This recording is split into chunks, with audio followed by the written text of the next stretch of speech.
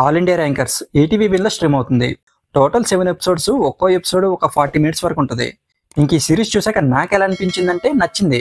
ఓ తోప్ series అని చెప్పను కానీ ఎంగేజింగ్ గానే ఉంది లాస్ట్ వరకు. నాకైతే బాగానే కనెక్ట్ అయింది. నేను కూడా ఇంటర్మీడియట్ లో అలాంటి ఒక ప్రాబ్లం ఫేస్ చేశా కాబట్టి. Hello all, welcome to my channel nomadic cinema.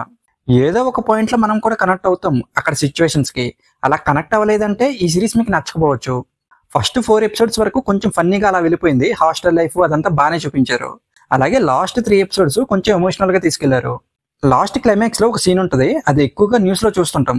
ఆ సీన్ తో ఫస్ట్ సీజన్ ఎండ్ చేశారు. 10th అయ్యాక ఏ కాలేజ్ లో జాయిన్ అవ్వాలి, అలాగే వాళ్ళ మైండ్ సెట్ ఎలా ఉంటది, ఆ ఏజ్ లో వాళ్ళు తెలిసి తెలియక చేసే మిస్టేక్స్, పేరెంట్స్ ఎలా ఉంటారు, ఇవన్నీ చాలా బాగా చూపించారు.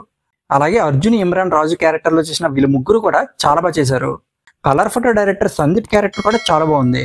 ఒక సీన్ ఉంటది, అర్జున్, ఇమ్రాన్ రాజు వీళ్ళు ముగ్గురు ఒక తప్పు చేసి దొరికిపోతారు. అక్కడ సందీప్ యాక్టింగ్ చాలా బాగుంది. అలాగే మ్యాథ్స్ టీచర్ గా చేసిన వైవ హర్ష కూడా చాలా బాగా చేశారు. ఆ క్యారెక్టర్ ని చూస్తున్నప్పుడు కొంతమందికి వాళ్ళ మ్యాథ్స్ టీచర్ గుర్తుకు రావచ్చు. అలాగే డైరెక్టర్ జోసెఫ్ క్లింటన్ అందరికీ కనెక్ట్ అయ్యే పాయింట్ ని అందరికీ కనెక్ట్ అయ్యేలా చాలా బాగా తీశారు. మరి సెకండ్ సీజన్ ఎలా ఉంటుందో చూడాలి. ఇంకా ఓవరాల్ గా ఈ సిరీస్ గురించి చెప్పాలంటే ఇంటర్మీడియట్ లైఫ్ లో స్టూడెంట్స్ ఫేస్ చేసే ప్రాబ్లమ్స్, వాళ్ళ మైండ్ సెట్ ఎలా ఉంటది, అవన్నీ బాగా చూపించారు.